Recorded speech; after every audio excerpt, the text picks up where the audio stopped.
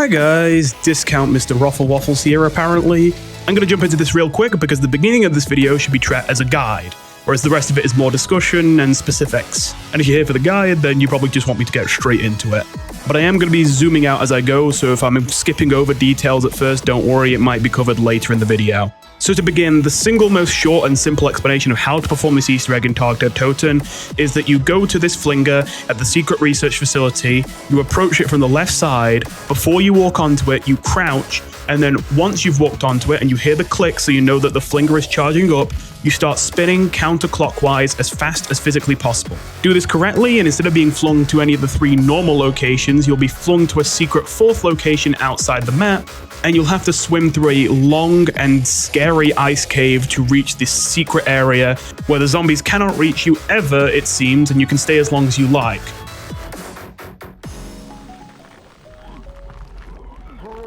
Feels like Russ man's turning into a fucking ice cube.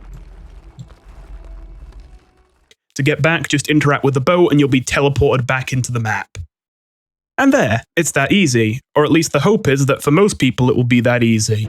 But of course, a few people are going to have problems. So the reason this video is so long is to talk about all the problems that can happen along the way, because for such a basic Easter egg, there are actually a lot of things you can get caught on here. Not to mention, the whole reason I even wanted to make this video, even though this isn't my usual kind of content, is because of the fact that I experienced a hell of a lot of misinformation trying to figure out how this Easter egg works. Though to start, I already mentioned a couple things that you might not know how to do already if you're not very experienced on this map. So for the first sort of layer here, with me zooming out, I'm going to do some explaining of some steps you have to do before you can even perform this Easter egg in the first place.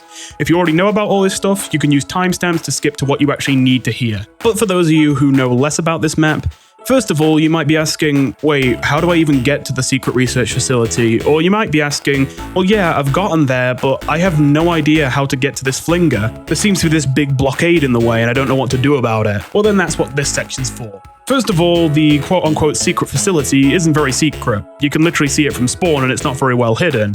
But even though it's easy to see, it's not exactly easy to reach. You see, the only way you can reach it is using this zipline between the top of the lighthouse and the research facility. However, I'm sure you've already tried if you're stuck on this and you've noticed that it says you're not allowed to use the zipline. You need the Zipline Handle.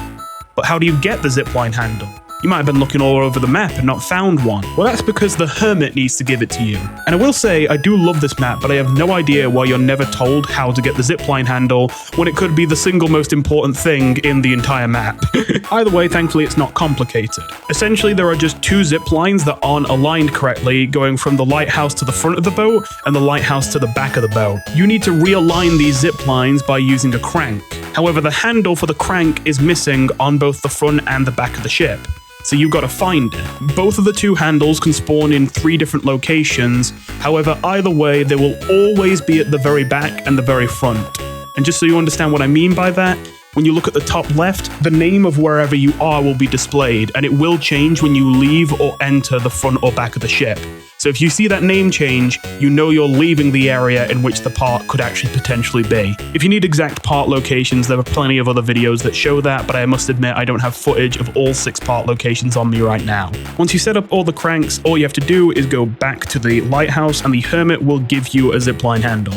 If he gives you something else, it might be because you've done something else. Don't worry, once he gets rid of all the other things he wants to give you, eventually he'll give you the zipline handle. Just be patient. And the moment you have the zipline handle, every zipline on the map will be active, including the one to the secret research facility, so you can now reach there. Which brings us to problem 2. Okay, now you can reach the secret research facility, but you can't actually reach the Flinger there because of the fact it's behind a blockade. Well, that's because there are 2 other blockades on the map, identical to this one, and all 3 of them can be blown up using the Dynamite Bomb, a craftable item on this map. And thankfully, you don't have to go remembering part locations for this one because the way you get the parts is actually quite simple once you know it. This map frequently spawns a special type of flaming zombie that blows itself up to attack you rather than trying to hit you. And as well as that, you probably noticed that this map is teeming with snowballs everywhere you can use to attack the zombies. To get the Dynamite Bomb parts, all you have to do is find these flaming explosive zombies, and instead of killing them the normal way, you need to find a way to get their bodies to freeze and then shatter. And if you do that, it will leave behind a big, glowing yellow Dynamite Bomb part. And once you have all 3 parts, you can just go to the crafting table on the ship. To get them to freeze and shatter, The easiest way is just to kill them using snowballs, but if for some reason you can't find any snowballs, even though they're everywhere, so you're gonna find some sooner or later, you can also do it by damaging them, but not killing them, and then walking them into freezing water. The water has a chance of eventually just killing them on their own if they're already nearly dead. And if the water kills them, they also freeze and shatter. As well as that, as a side note, you can get the Dynamite Bomb as many times as you like, even though there's only 3 places you can really use it. So don't worry if you already used your Dynamite Bomb on a different Blockade and you think you've ruined it now. All you have to do is just repeat the steps and go build another one. Once you blow up that Blockade, you'll be able to reach the Flinger, but there'll just be one more problem. Just like the Flinger on the boat, this Flinger will also have a broken gearbox, and so it won't actually be able to fling you yet. However, thankfully this is the easiest part, because it's exactly the same as on the ship. First of all, to even be able to pick up the broken gearbox, because of stupid game logic, you have to turn the power on before you're even allowed to pick up the broken gearbox.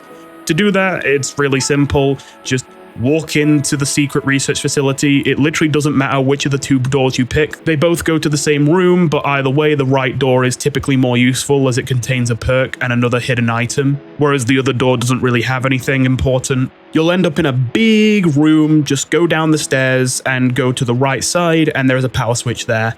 As usual, once you've got the power on, go back, pick up the broken gearbox, bring it back to the Hermit, give him some time to fix it, return, and then it'll give you your fixed gearbox so you can put it back in its place, and the Flinger will work. So that will catch you up to speed on exactly how to do this Easter egg. Okay, so now you know how to do it and how to even get in a position to do it, but there's still one other issue. Surely you don't want to just arrive at the ice cave and, well, die there without seeing the Easter egg. How do you make sure that you don't drown in there when it's so long? Well, there are 5 precautions you can take, and I'll get to the point and mention the most important one first. If you're willing to do this one, then you literally don't need to do a single other one, because this is the best thing you can do to make sure you will never die doing this Easter egg. However, this is also the pay-to-win option. That being, use the Talkin Bout Regeneration Elixir. This elixir gives you health regeneration just from moving, and the health regeneration is actually insanely intense. So even with this snail's pace swimming, you will heal faster than you'll drown, and basically be able to live down there forever. And this is only a rare elixir, so it's not as coveted as an epic or a legendary one, so hopefully you will own some copies of this you don't mind throwing away. However, if you don't, and you refuse to engage with the pay-to-win mechanics, then I can respect that. Here are the other ways you can make sure that you don't die in the ice cave. Of the remaining 4, I'm going to kind of split them into 2 halves, because the first 2 are much simpler and much more effective, honestly. That being, for one, you can simply make sure that Dying Wish is one of the 4 perks you bring into the game, and make sure that it is active when you go to do the Easter egg, so that if you do drown down there, Dying Wish will activate and give you 6 seconds of invincibility to make it through the cave. Hell, if you wanted to be extra careful, you could put Dying Wish in your 4th perk slot to get the modifier effect, where instead of being put at 1 health when the invincibility ends, you'll be put back at full health so that you can make it even longer down there. However, if talking about regeneration is off the table, then by far the most important thing you should make sure to do is to make sure that your specialist is ready when you go to do this Easter egg. This might sound a bit strange at first, since your specialist is mostly good for killing zombies, and there are no zombies in the ice cave. Not to mention that unfortunately Takio's sword does not give a speed boost while underwater. But the reason why the specialist weapon is so important is something pretty funny and pretty stupid, honestly. Once again, a prime example of just pure video game logic. Despite the fact that you are drowning, the 100 armor you get for activating your specialist blocks the drowning temporarily, which gives time for the health underneath your armor to regenerate back to full. The drowning always does damage in ticks of 25, so if you wait for yourself to hit 25 health and then immediately hit your specialist, the next 4 damage ticks will apply to your armor rather than your health bar, allowing you to regenerate all the way from 25 health back to 200. So yeah, if you're feeling ballsy, provided that you time it correctly, I'm pretty sure you can get through this entire cave with nothing but your specialist. It's just naturally, I imagine, if you've never done this Easter egg before, you want to come as prepared as possible with as many precautions as possible. So I'm going to continue to list some more things that might make it even easier for you. The other 2 methods are using items that you can obtain on the map, which is a bit more complicated, but not necessarily difficult. It just requires some map knowledge. Those 2 items being the heat pack and the ice pick. The heat pack is an item I already highly recommend you craft if you're going to be playing this map anyway. It isn't really discussed much, probably generally just because Black Ops 4 isn't discussed much, and Target Totem especially has kind of been forgotten, but I genuinely think the heat pack is one of the single most powerful buildables in COD Zombies history for as unassuming as it seems. The heat pack allows you to stay in freezing water for much longer without actually freezing in it, but as well as that, it also grants the ability to swim through the freezing water faster as well. Already, just in normal games, this is extremely powerful because Black Ops 4 suffers from having super sprinters in the high rounds, zombies that can outrun you even if you full sprint with stamina up. At which point the only answer becomes to have enough damage to kill them before they can touch you, which is pretty tough in high rounds. This is a large reason why Black Ops 4 is infamous for having garbage high rounds, because in the end, usually the only way you can overcome this is to find some way to cheese the game. However, zombies are also forced to stop sprinting in freezing water just like you are. So forcing the super sprinters to go into the freezing water will allow you to actually be able to train them once more. And with the heat pack, you can stay in this freezing water for much longer and be much safer the whole time. But of course, it's more important here to use the heat pack so that you get through the ice cave. So how do you actually get it? Well, thankfully, we've already done the hard part. The hard part is getting to the research facility and opening up the secret Flinger and repairing it, which are all steps we already had to do to even prepare for this Mars Easter egg. Now all that's left is the easy part. I mentioned earlier that this Flinger is actually special. It's wider than the other Flingers on the map, and it actually has 3 locations it can take you to depending on whether you stand on the left, right, or middle of it. Just be careful that every time you switch sections, it will reset the timer for it to fling you, so if it's taking a long time to fling you, and you're scared you're going to die because it's not launching you, you need to stop fidgeting around because it keeps resetting the timer. Either way, to get the heat pack parts, all 3 of them are located underneath wooden pallets that are scattered around the map. They're always in the same positions and they're not very well hidden or anything. The only problem is that by default, you can't get under them, so you can't retrieve the parts. However, all 3 of them are placed at the landing zones that this Flinger takes you to. So if you launch yourself with the Flinger to land on these wooden pallets, you will break them open and make it so you can retrieve the heat pack parts from underneath them. So just go on the left side of the Flinger, which will launch you to the frozen crevasse where one of the pallets is. Go on the middle Flinger and it will launch you to the pallet that is between the first perk machine and the sunken path area. And finally go on the right and it will launch you to the pallet that's at the base of the lighthouse. Pick up all 3 of those parts and then just go back to the secret research facility where there is a buildable bench at the exit where you can craft your heat pack. Quick side note, one annoying quirk of this map is there's a lot of items that get people to say dialogue when you make them. And sometimes while they are speaking, you can't pick up those items, like the Samantha music box, so you usually have to wait for them to shut up. The heat pack has a similar mechanic that's quite misleading, where building it will always trigger a voice line, and you won't visually see the heat pack on your HUD if you pick it up until the voice line finishes. However, you can actually pick it up immediately, you just won't know you've picked it up until the voice line finishes. I know, it's scuffed, but it's just how it is. I know that's a small detail, I'm just letting you know because I know in those situations where you're trying to craft something as fast as possible before the horde catches up to you, those few seconds from having to check if you actually picked it up or not can be the difference between life or death. And I've certainly been close to death a few times because I thought I didn't pick up the heat pack and ran back to get it, but actually I had picked it up and the game was just playing games with me. Which only leaves one last item that you might need to get, that being the ice pick. You'll obtain the ice pick for completing one of the Hermit's challenge podiums. You've probably spotted these by now, there's 5 of them scattered across the map. You can activate them once you give the Hermit the blue rock from the cave. And these challenge totems all have 3 challenges attached to them, and each totem gives the same 3 challenges and the same 3 rewards every game. The totem you need is the one at the beach, the area just outside the front of the ship. The 3 challenges you will always get are in this order, and they aren't too tough. The first one is to kill 13 zombies with snowballs, the second one is to kill 15 zombies with the lighthouse laser trap, which conveniently, a panel to activate it is practically opposite the challenge podium, so there's one nearby. And the third and final challenge will be to complete the 3 SOS messages for the Hermit around the map. 2 of them are really obvious, and you probably already spotted them.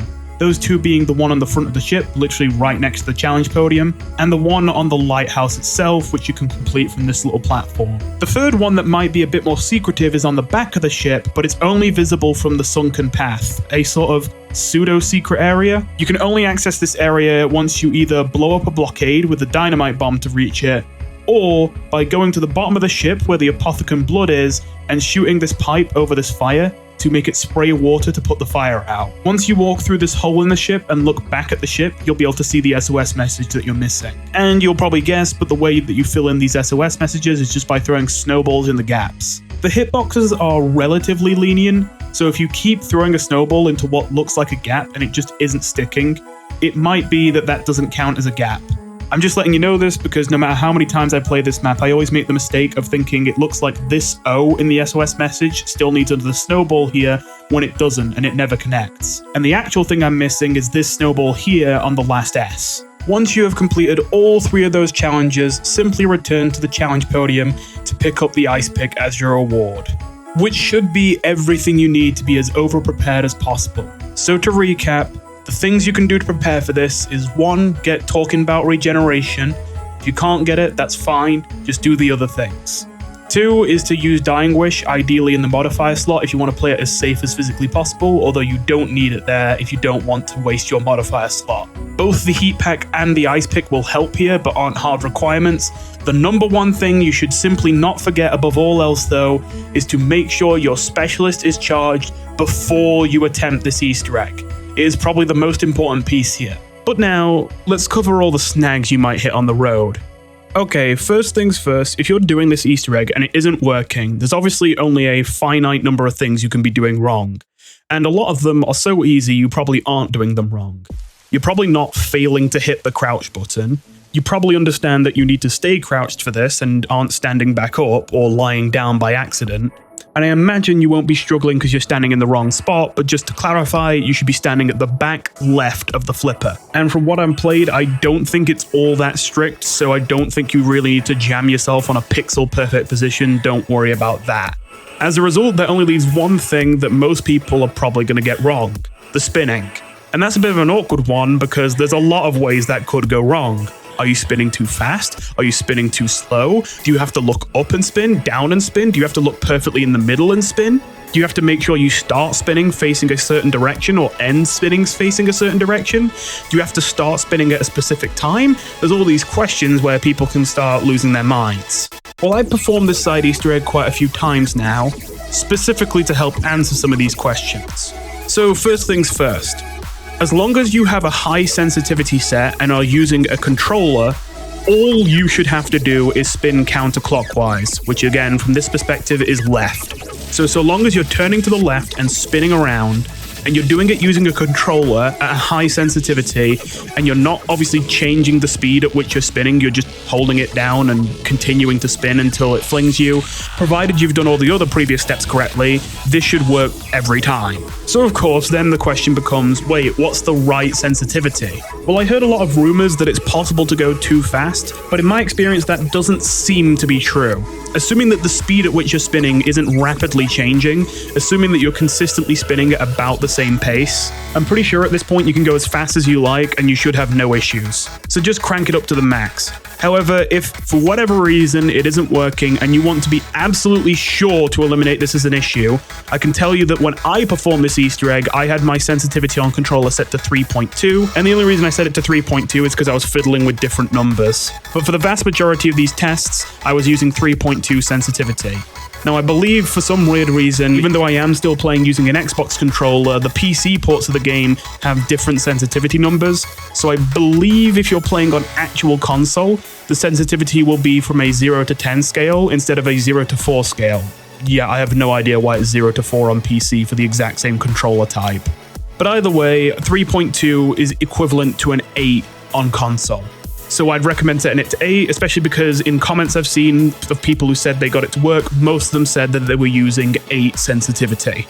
As well as that, from what I've seen, it doesn't really matter if your camera moves up or down a bit by accident while you're doing this. There was a couple times while doing this Easter egg, I spun my camera really high or really low, and it still worked. But I admit, this whole time I've kind of been ignoring the elephant in the room. If you're on PC and you have to use a mouse and keyboard, are you screwed?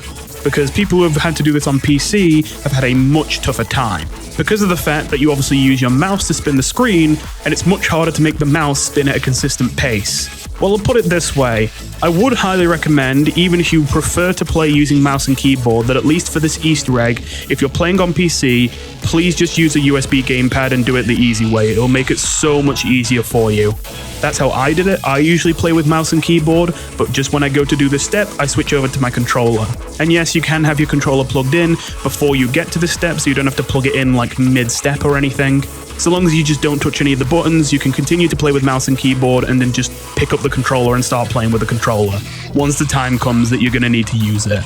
That being said, if you simply refuse to get a USB controller and insist on playing with mouse and keyboard and doing this Easter egg, I have been told it is possible, but I'm not going to lie. I kept trying to do it and I could not get it right. Hey, so I'm going to have to edit this in and post as an addendum, but when I was partway through working through this video, I decided to do one last go at getting this Easter egg on mouse and keyboard, and I did get it, and I managed to figure out why it wasn't working for me before. So I guess actually I'm pretty glad I did decide to give it one last go. I tried going at lots of different paces and tried lots of different sensitivities and didn't have any luck. And so I started to think that simply I just wasn't good enough at keeping the right pace. However, I did have one last idea, and that was whether it was possible that my DPI might somehow be screwing it over. After all, while apparently we did get the instructions to do this Easter egg from literally decompiling the code of the game, what the code actually meant has mostly spread through word of mouth. And so how the code actually checks for how you spin around is kind of lost in the details. And so I was wondering if maybe because my sensitivity and DPI were too high, my rotation was jumping too suddenly, and so it wasn't actually able to detect that I was rotating properly. Now, I think on the in-game sensitivity end, this isn't an issue. I'm pretty sure you can turn up the sensitivity in-game as high as you like, and you won't have any issues. However, your mouse DPI is another issue. For those of you who don't know, DPI stands for dots per inch, and long story short, it's like a second layer of sensitivity, but one that's set on a per mouse basis rather than a per game basis. I did end up getting a gaming mouse for my PC for the side buttons. Those are really convenient in a lot of first-person shooters. And if you do have a gaming mouse yourself, it's very likely there will be a DPI button on it, which will cycle through the different DPI options. Obviously, the higher your DPI is, the more that the mouse will move with less in real-life movement. On the highest settings, you give the mouse a little nudge and it will spaz out across the whole screen. So anyways, long story short, essentially, I usually play with a relatively high DPI, but with low sensitivity, since that's usually the most advisable way to play most aim-dependent games.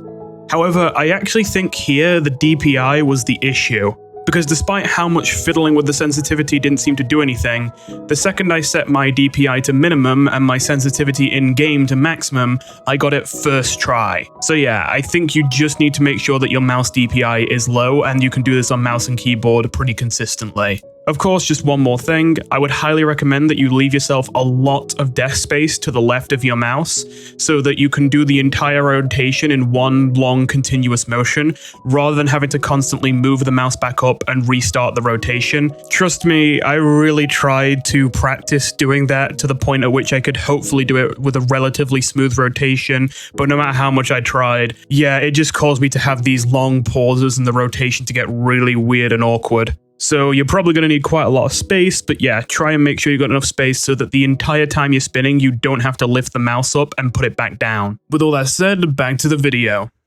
So if you take all that into consideration, try it again with controller, with the right sensitivity, spinning the correct direction, and you still don't get it, then you might want to listen to this next section. Because I'm about to cover both lies and rumors about what could be wrong that you should know definitely aren't an issue, so that you don't get confused and start looking for the wrong signs, as well as I'm going to tell you the reason why I personally could never get this Easter egg until I eventually found it out.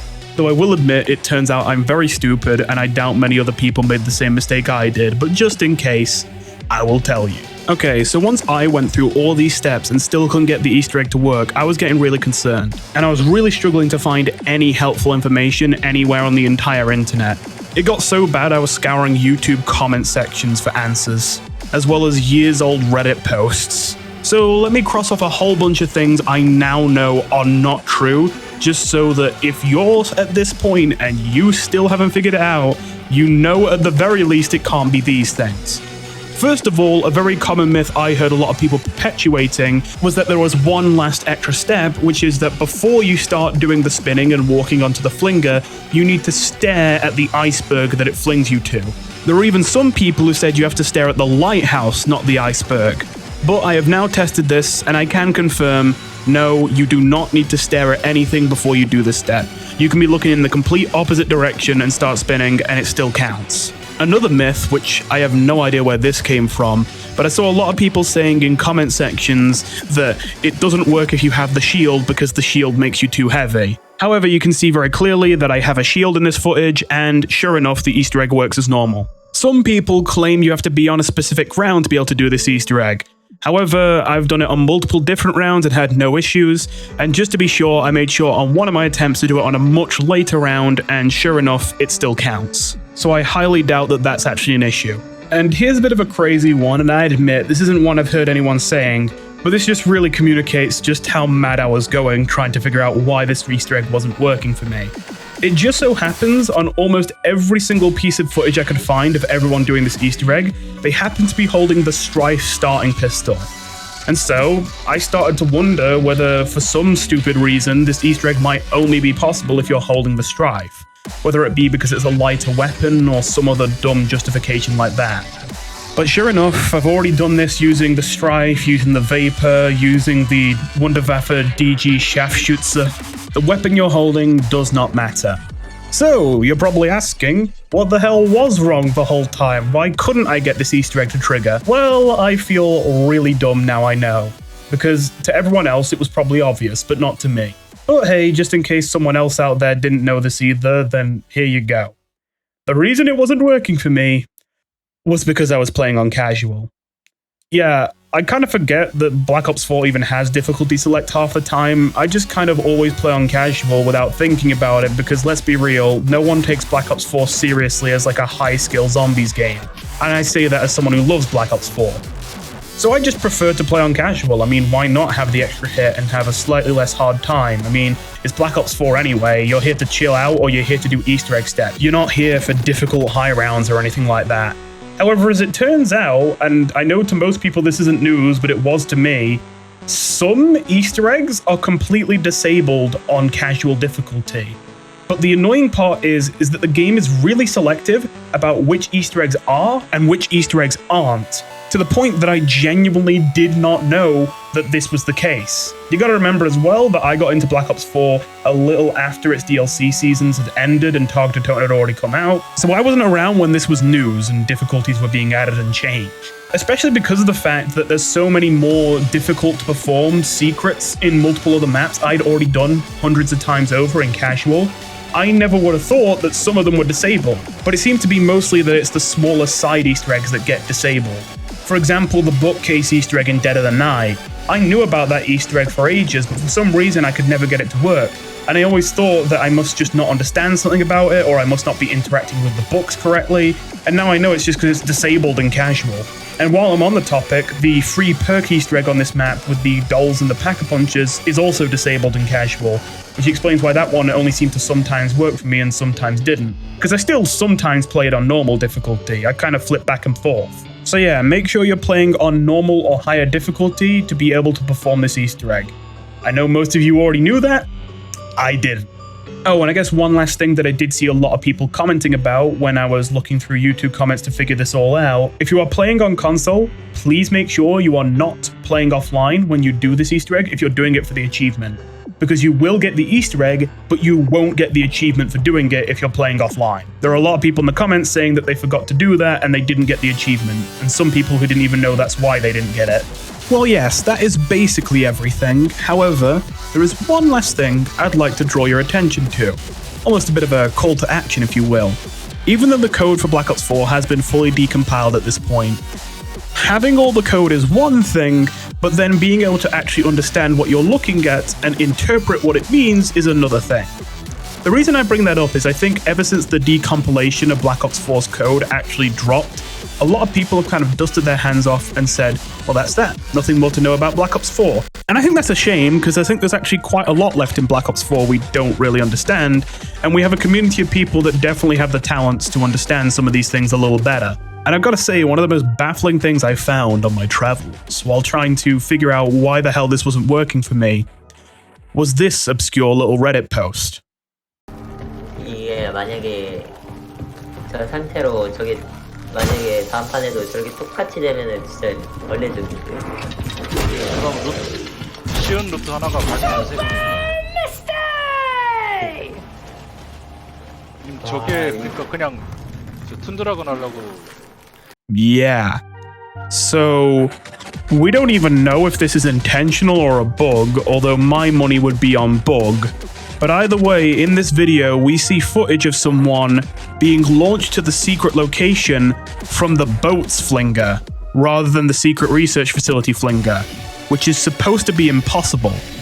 Weirder still, although I didn't personally manage to find this footage, there are reports that there is footage of this happening from the Golden Pack-a-Punch Flinger as well. So there is some way, apparently, that any Flinger on the map can send you to the secret location, not just the one at the secret research facility. However, it seems like a rare occurrence for it to happen with the others. I have no idea how this works, and it seems no one else does either.